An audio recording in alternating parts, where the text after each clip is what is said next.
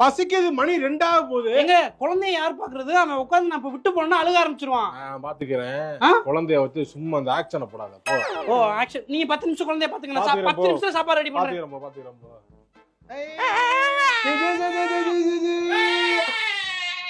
ஏங்க என்ன புள்ள அழுகுது அதுக்குள்ளயே? ஆஃப் பண்றேனே.